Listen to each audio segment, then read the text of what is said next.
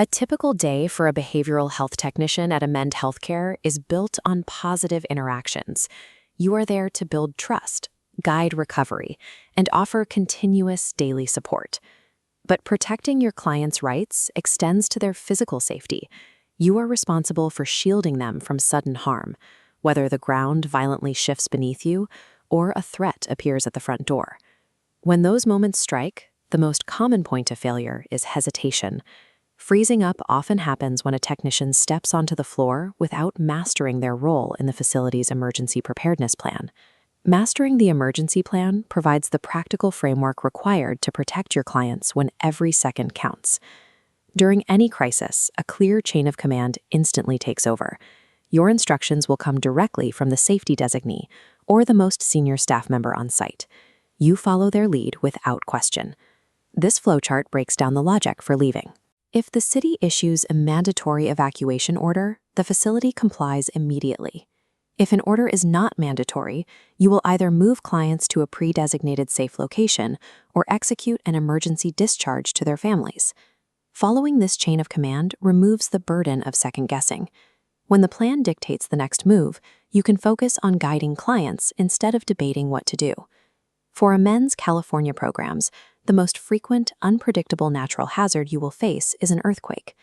The absolute moment the ground starts shaking, you execute a non-negotiable physical response. Drop, cover, and hold on.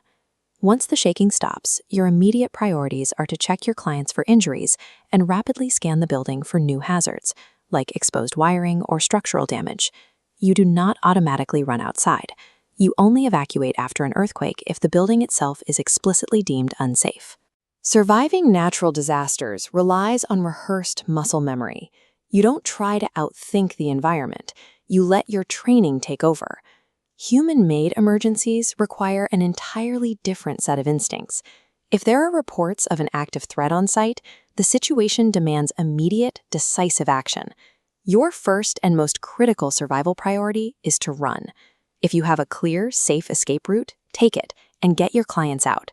If escape is impossible, your next priority is to hide, locking down and staying completely out of sight. You only fight as a desperate, absolute last resort, when your life is in immediate danger. Call 911 only when you are safely out of the threat's path, and never actively seek out or confront an intruder you could otherwise escape from. In these scenarios, distance and concealment are your most effective tools for keeping yourself and your clients alive. A phoned-in bomb threat requires a highly disciplined response. Your instinct might be to panic or hang up the phone. You must suppress that urge entirely. Instead, you engage in active listening. Keep the caller talking for as long as possible and document every specific detail, their tone of voice, any background noises, and the exact timestamp. While doing this, signal a colleague to alert leadership. If directed to evacuate, do so immediately and strictly avoid touching any out-of-place or suspicious items on your way out. A calm demeanor makes you an effective witness. Your notes provide law enforcement with the specific intelligence they need to assess the threat and secure the facility. Once the immediate danger has passed, the crisis enters the recovery phase, where your focus shifts toward the continuity of client care. The logistical goal here is to conserve resources and keep essential facility functions running.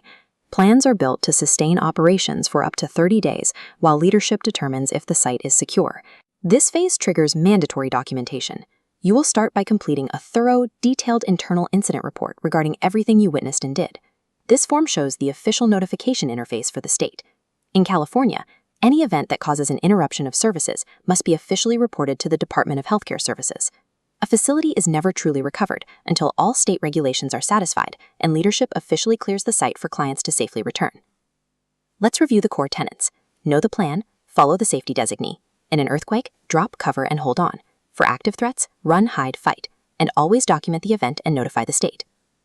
You can now officially mark Module 5 complete on your Phase 1 onboarding checklist and log your annual renewal date. By mastering these crisis protocols today, you are equipped to protect your client's most basic right, their physical safety.